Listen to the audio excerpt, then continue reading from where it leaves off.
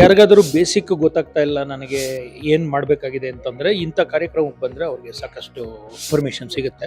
Especially ಕನ್ನಡದಲ್ಲಿ ಇರೋದ್ರಿಂದ ಎಲ್ಲರಿಗೂ ಅರ್ಥ ಆಗತ್ತೆ, ಮತ್ತೆ ಮನೆ ಮುಟ್ಟತ್ತೆ ಎಲ್ಲರಿಗೂ. Portfolio investment and not concentrate only in one thing. I think that's something that I will think about and work on more. Future ನನ್ನ ಮಕ್ಳಿಗೆ ಯಾವ ರೀತಿ ನಾನು ಸೇವಿಂಗ್ಸ್ ಮಾಡ್ಬೋದು, ಎಲ್ಲಿ ಮಾರ್ಕೆಟಲ್ಲಿ ಮಾಡ್ಬೋದಾ, ಇನ್ಸೂರೆನ್ಸ್ ಕಂಪ್ನಿ ಮಾಡ್ಬೋದಾ, ಎಲ್ಲಿ ನಾನು ಫಂಡ್ಸ್ನ ಅವ್ರನ್ನ ಇದು ಮಾಡ್ಬೋದು ಅನ್ನೋದೊಂದು ಕಾನ್ಫಿಡೆಂಟ್ ನನಗೆ ಬಂದಿದೆ.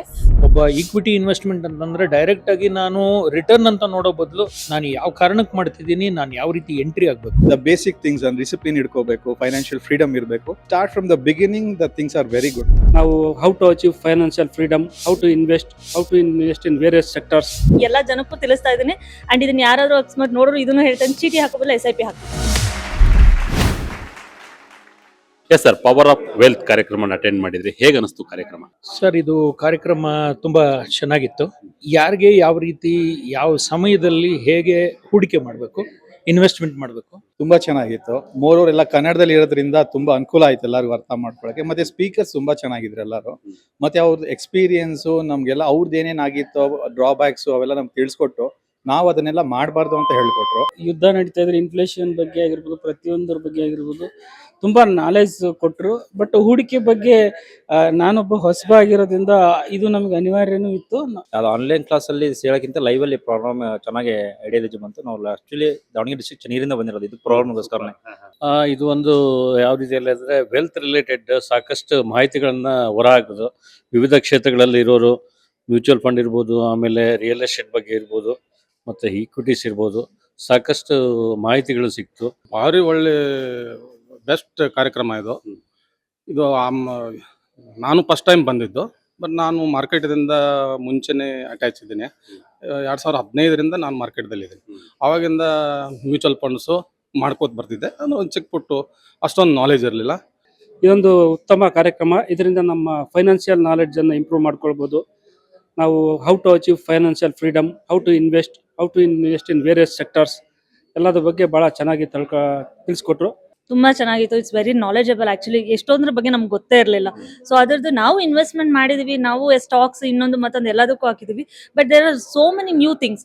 ಸೊ ಯಾರಿಗಾದರೂ ಬೇಸಿಕ್ ಗೊತ್ತಾಗ್ತಾ ಇಲ್ಲ ನನಗೆ ಏನು ಮಾಡಬೇಕಾಗಿದೆ ಅಂತಂದ್ರೆ ಇಂಥ ಕಾರ್ಯಕ್ರಮಕ್ಕೆ ಬಂದ್ರೆ ಅವ್ರಿಗೆ ಸಾಕಷ್ಟು ಇನ್ಫಾರ್ಮೇಶನ್ ಸಿಗುತ್ತೆ. It's good, of course it is very much helpful.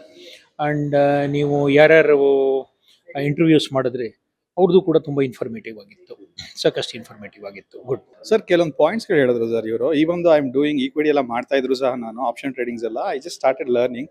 But ಈ ಪಾಯಿಂಟ್ಸ್ಗಳೆಲ್ಲ ತುಂಬಾ ಬರ್ತಾ ಇತ್ತು. ಈಗ ಒಬ್ರು ರಿಯಲ್ ಎಸ್ಟೇಟ್ ಬೇಡ ಅಂತಾರೆ, ಬಟ್ ಒಬ್ರು KNR ಇನ್ಫ್ರಾಯಿಂದ ಬಂದು CO he was telling like ನೀವು best what you can do is ಅಂದ್ರೆ ನಾಳೆ ನಿಮ್ಗೆ ಜಾಗ ಸಿಗದೇ ಇರೋ ಟೈಮಲ್ಲಿ if you have money also you can't buy. ಈಗ ಸಪೋಸ್ ಸಿಂಗಾಪುರ್ದು ಹಂಗೆ ಆಗಿದ್ದು. ಸಿಂಗಾಪುರ್ ನಿಮ್ಗೆ ಚಿಕ್ಕದಿದೆ, but if you have crores together also you can't buy the land there and it too expensive. Overall ಕಾರ್ಯಕ್ರಮ ನನಗೆ ಕೆಲವೊಂದು ಬಾಂಡ್ಸ್ ಬಗ್ಗೆ ಗೊತ್ತಿರಲಿಲ್ಲ. ಬಾಂಡ್ಸ್ ಬಗ್ಗೆ ಏನು ಗೊತ್ತಿರಲಿಲ್ಲ. ಆನಂತರ ಇದು ನಮ್ದು ರಿಯಲ್ ಎಸ್ಟೇಟ್ ಬಗ್ಗೆನೂ ಗೊತ್ತಿರಲಿಲ್ಲ. ಏನಕ್ಕೆ ಕಾಸ್ಟ್ಲಿ ಇದೆ, ಡಾಕ್ಯುಮೆಂಟೇಶನು. ನಾವು ಔಟ್ಸೈಡ್ ಬೆಂಗಳೂರು ಡಿಸ್ಟ್ರಿಕ್ಟಿಂದ ಬಂದವರು. ಇಲ್ಲಿ ಬೆಂಗಳೂರದಂದರೆ ಒಂದು ಥರ ಹೆದರಿಕೆ ಇರುತ್ತೆ ರಿಯಲ್ ಎಸ್ಟೇಟ್ ಬಗ್ಗೆ. ಹೆದರಿಕೆ ಅಂದರೆ ಡಾಕ್ಯುಮೆಂಟ್ಸ್ ಸರಿ ಇರೋದಲ್ಲ, ಹಾಗೆ ಹಿಂಗೆ ಅಂತೇಳಿ. ಅವಾಗ ಈಗ ಎಲ್ಲೆಲ್ಲಿ ತಗೋಬೇಕು, ಯಾವ್ಯಾವ ಕಂಪ್ನಿಗಳು ಇದ್ದಾವೆ, ಒಂದು ಒಳ್ಳೆ ಉತ್ತಮವಾದಂಥ ಮಾಹಿತಿ. ಹೂಡಿಕೆಯತ್ತ ಗಮನ ಹರಿಸುವಲ್ಲಿ ಒಂದು ಅಭಿಪ್ರಾಯವನ್ನು ವ್ಯಕ್ತಪಡಿಸಿ ಮುಂದಿನ ದಿನಗಳಲ್ಲಿ ಯಶಸ್ವಿಯಾಗಿ ಅದನ್ನು ರೂಢಿಸ್ಕೊಂಡು ಹೋಗ್ಬೋದು ಅಂತ ಒಂದು ಅನಿಸಿಕೆ ಉಂಟು. ನಮಗೆ ವೈಯಕ್ತಿಕವಾಗಿ ನಾನು ಹೌದು, ಇನ್ವೆಸ್ಟ್ ಮಾಡ್ತಿದ್ದೀರಾ?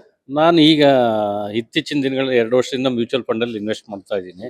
ಬಟ್ ಏನಂದರೆ ಇದು ಲಾಂಗ್ ಟರ್ಮಲ್ಲಿ ಬಿಟ್ಟರೆ ಚೆನ್ನಾಗಾಗೋದು ಅಂತ ಇರೋದು. ಶಾರ್ಟ್ ಟರ್ಮಲ್ಲಿ ಅಂದರೆ ಏನೂ ಇಲ್ಲ. ಈಗಿನ ಮಾರುಕಟ್ಟೆ ಸಮೀಕ್ಷೆಯಲ್ಲಿ ಎಲ್ಲ ಏನು ಹಾಕಿದ್ದೀವಿ ಮ್ಯೂಚುವಲ್ ಫಂಡಲ್ಲಿ ಶಿಫ್ಟ್ ಮಾಡ್ತಾ ಬಂದಿದ್ದೀವಿ.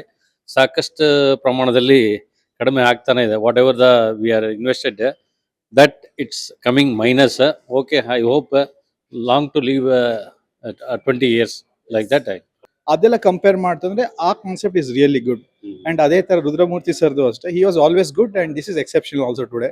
ಅಂಡ್ ಪ್ರದೀಪ್ ಈಶ್ವರ್ ಅವರಾಗ್ಲಿ ಅಥವಾ ಪ್ರಿಯಾಂಕಾ ಮೇಡಮ್ ಆಗಲಿ, they are very well explained. Like ಅಂದರೆ the basic things and discipline ಇಟ್ಕೋಬೇಕು, ಫೈನಾನ್ಷಿಯಲ್ ಫ್ರೀಡಮ್ ಇರಬೇಕು. Start from the beginning the things are very good. ಮತ್ತು ಎಲ್ಲರಿಗೂ ಇದು ಅರ್ಥ ಆಯ್ತು ಅನ್ಕೊಂತೀನಿ, ಬಿಕಾಸ್ ಆಡಿಯನ್ಸು ರಿಯಾಕ್ಟ್ ಮಾಡೋದು ನೋಡ್ತು ಅಂದರೆ ಇಟ್ಸ್ ರಿಯಲಿ ನೈಸ್. ತುಂಬಾ ಚೆನ್ನಾಗಿತ್ತು. ಆಲ್ರೆಡಿ ನಾನು ಏಂಜಲ್ ಒನ್ನಲ್ಲಿ ಒಂದು ಸ್ಟಾಕ್ ಮಾರ್ಕೆಟ್ ಶೇರ್ ಮಾಡಿದ್ದೀನಿ. ನನಗೆ ಅಷ್ಟು ನಾನು ಆರ್ಟ್ಸ್ ಬ್ಯಾಕ್ಗ್ರೌಂಡಿಂದ ಬಂದಿರೋದು, ಅಷ್ಟು ನನಗೆ ಐಡಿಯಾ ಇರಲಿಲ್ಲ. ಯೂಟ್ಯೂಬಲ್ಲಿ ಕ್ಲಾಸ್ ಕೇಳಿ ಆಲ್ಮೋಸ್ಟ್ ಒಂದು 10% ಅಷ್ಟೇ ಇನ್ವೆಸ್ಟ್ ಮಾಡಿದ್ದೆ.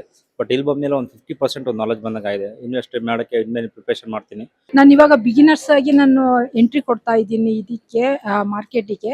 ಬೈ ಚಾನ್ಸ್ ಏನಕ್ಕೆ ಅಂದರೆ ನಾನು ಆ್ಯಕ್ಚುಲಿ ನಾನು ಇನ್ಶೂರೆನ್ಸ್ ಕಂಪ್ನಿಯಲ್ಲಿ ಒಬ್ಬ ಪಾರ್ಟ್ನರಾಗಿ ವರ್ಕ್ ಮಾಡ್ತಾ ಇದ್ದೀನಿ 1 ಇಯರಿಂದ ಕೋಟಕ್ ಮಹೇಂದ್ರದಲ್ಲಿ. ಬಟ್ ನನ್ನ ಇಬ್ಬರು ಹೆಣ್ಮಕ್ಳು ಸಾಫ್ಟ್ವೇರ್ ಇಂಜಿನಿಯರ್ ಆದ್ದರಿಂದ ಅವ್ರನ್ನ ನೆಕ್ಸ್ಟ್ ಹೆಂಗೆ ಅವ್ರನ್ನ ಸೇವಿಂಗ್ಸ್ ಮಾಡಿಸ್ಬೋದು, ಯಾವ ಇದರಲ್ಲಿ ಸೇವಿಂಗ್ಸ್ ಮಾಡಿದ್ರೆ ಒಳ್ಳೇದು ಅನ್ನೋ ಒಂದು ಕಾನ್ಫಿಡೆನ್ಸಿಂದ ನಾನು ಸ್ವಲ್ಪ ಅದರಿಂದ ನೋಡಿ ನಾನು ಇದು ಪ್ರೋಗ್ರಾಮ್ ಇಲ್ಲಿ ಅಟೆಂಡ್ ಮಾಡ್ತಾ ಇದ್ದೀನಿ ಅಂತ ಇಲ್ಲಿ ಬಂದೆ. ತುಂಬ ಮಾಹಿತಿಗಳನ್ನು ಚೆನ್ನಾಗಿ ತಿಳ್ಕೊಂಡಿದ್ದೀನಿ ನಾನು ಆಲ್ರೆಡಿ, ಸಹಕಾರಿಯಾಗಿದೆ. ಬಟ್ ನನಗೆ ಮುಂದೆ ನನ್ನ ಫ್ಯೂಚರ್ ನನ್ನ ಮಕ್ಳಿಗೆ ಯಾವ ರೀತಿ ನಾನು ಸೇವಿಂಗ್ಸ್ ಮಾಡ್ಬೋದು, ಎಲ್ಲಿ ಮಾರ್ಕೆಟಲ್ಲಿ ಮಾಡ್ಬೋದಾ, ಇನ್ಸೂರೆನ್ಸ್ ಕಂಪ್ನಿ ಮಾಡ್ಬೋದಾ, ಎಲ್ಲಿ ನಾನು ಫಂಡ್ಸ್ನ ಅವ್ರನ್ನ ಇದು ಮಾಡ್ಬೋದು ಅನ್ನೋದೊಂದು ಕಾನ್ಫಿಡೆಂಟ್ ನನಗೆ ಬಂದಿದೆ. Actually, nobody knows where to invest, in which, how do asset allocate. For example, ಈಕ್ವಿಟಿಯಲ್ಲಿ ಮಾಡಿದ್ರೆ ಏನಾಗುತ್ತೆ, ಡೆಟ್ಟಲ್ಲಿ ಮಾಡಿದ್ರೆ ಏನಾಗುತ್ತೆ, ಎಲ್ಲರೂ ಗೋಲ್ಡ್ ಮಾಡಿ. ಇವಾಗ ಗೋಲ್ಡು ಇದು ತುಂಬಾ ರೇಟ್ ಜಾಸ್ತಿ ಇದೆ ಅಲ್ವಾ, ಸೊ ಗೋಲ್ಡಲ್ಲಿ ಇನ್ವೆಸ್ಟ್ ಮಾಡೋಣ ಅಂತ ಅನ್ಕೊಳ್ತಾರೆ.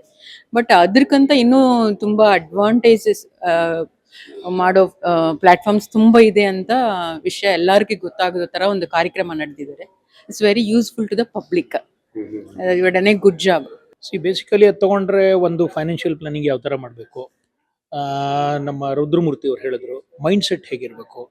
ಒಬ್ಬ ಈಕ್ವಿಟಿ ಇನ್ವೆಸ್ಟ್ಮೆಂಟ್ ಅಂತಂದರೆ ಡೈರೆಕ್ಟಾಗಿ ನಾನು ರಿಟರ್ನ್ ಅಂತ ನೋಡೋ ಬದಲು ನಾನು ಯಾವ ಕಾರಣಕ್ಕೆ ಮಾಡ್ತಿದ್ದೀನಿ, ನಾನು ಯಾವ ರೀತಿ ಎಂಟ್ರಿ ಆಗಬೇಕು. ನಾನು ಟ್ರೇಡಿಂಗೂ ಮಾಡ್ಬೋದು, ಪ್ಲಸ್ ಲಾಂಗ್ ಟರ್ಮ್ಗೂ ಹೋಗ್ಬೋದು. ಬಟ್ ಟ್ರೇಡಿಂಗ್ ಯಾವ ಥರ ಎಷ್ಟು ಪರ್ಸೆಂಟ್ ಮಾಡಬೇಕು, ಲಾಂಗ್ ಟರ್ಮ್ ಅಂದ್ರೆ ನಾನು ಎಷ್ಟು ಪರ್ಸೆಂಟ್ ಮಾಡಬೇಕು, ಅದನ್ನು ಭಾಳ ಚೆನ್ನಾಗಿ ಹೇಳಿದ್ರು.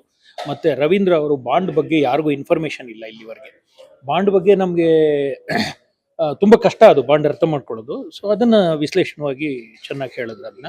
ಸೊ ಬಾಂಡ್ ಬಗ್ಗೆನೂ ಇನ್ವೆಸ್ಟ್ಮೆಂಟ್ ಮಾಡ್ಬೋದು ಅಂತ ತೋರಿಸ್ಕೊಟ್ರು. ಆ್ಯಂಡ್ ಬೇರೆ ಇನ್ವೆಸ್ಟರ್ಸು ಕೂಡ ಗೋಲ್ಡ್ ಹೇಗೆ ಇನ್ವೆಸ್ಟ್ ಮಾಡ್ಬೋದು, ಅದರಲ್ಲಿ ಯಾವ ಥರ ಬೆನಿಫಿಟ್ಸ್ ಇದೆ. ದೆನ್ ಮ್ಯೂಚುವಲ್ ಫಂಡ್ನ ನಾನು ಯಾವ ರೀತಿ ಸ್ಟಾರ್ಟ್ ಮಾಡ್ಬೋದು, ನಾಟ್ ದಟ್ 20,000 ಮಾಡಬೇಕು ಅಂತಿಲ್ಲ. ಒಬ್ರು ಹೇಳಿದ್ರು 200 ರೂಪಾಯಿ ಕೂಡ ಮಾಡಬಹುದು ಅಂತ ಹೇಳಿ, 100 ರೂಪಾಯಿಂದ ಶುರು ಮಾಡ್ಬೋದು, 50 ರೂಪಾಯಿಂದ ಶುರು ಮಾಡ್ಬೋದು. ಅದರಿಂದ ಏನು ಬೆನಿಫಿಟ್ ಆಯಿತು ಅಂತ ಕೂಡ ಡೀಟೇಲ್ ಆಗಿ ಹೇಳಿದ್ರು. It's very much informative. Like step up SIP ಆಗಿರ್ಬೋದು, ಇದನ್ನ ನೀವು SIP ನ ಯಾವ ಟೈಮಿಂದ ನೀವು ಸ್ಟಾರ್ಟ್ ಮಾಡ್ಬೋದು, ನೀವು ಹೆಂಗೆ ಬೇರೆಯವ್ರಿಗೆ ಎಜುಕೇಟ್ ಮಾಡ್ಬೋದು, that and all was very good. And only thing was lacking is like ಒಂದು ವುಮೆನ್ ಅಲ್ಲಿ ನಮ್ಮ ಡೆಲಿಗೇಟ್ ಒಬ್ರು ಇದ್ದಾರೆ, ಇನ್ನೂ ಚೆನ್ನಾಗಿರ್ತಿತ್ತು. And most of and more over like real estate ಬಗ್ಗೆ ಇನ್ನೂ ಒಂದು ಸ್ವಲ್ಪ ಇದಿದ್ರೆ ಚೆನ್ನಾಗಿರ್ತಿತ್ತು. Apart from that everything was too good. Yeah, it was very helpful. And ನಾನೀಗ ಬೇರೆಯವ್ರನ್ನ ಹೆಂಗೆ ಕನ್ವರ್ಟ್ ಮಾಡ್ಬೋದು ಅನ್ನೋದನ್ನ ನನಗೆ ಈಗ ಐಡಿಯಾ ಇನ್ನೊಂದು ಸ್ವಲ್ಪ ಚೆನ್ನಾಗಿ ಬಂತು. Like there are so many middle class families, so ಅವ್ರಿಗೆ ಇದ್ರ SIP ಬಗ್ಗೆ ಐಡಿಯಾನೇ ಇರಲ್ಲ. ಸೊ SIP ನ ಚೀಟಿ ಹಾಕೋದಕ್ಕಿಂತ ನೀವು SIP ನಲ್ಲಿ ಹೂಡಿಕೆ ಮಾಡ್ರಿ ಅನ್ನೋದನ್ನ ನಾನು ಎಲ್ಲಾ ಜನಕ್ಕೂ ತಿಳಿಸ್ತಾ ಇದ್ದೀನಿ.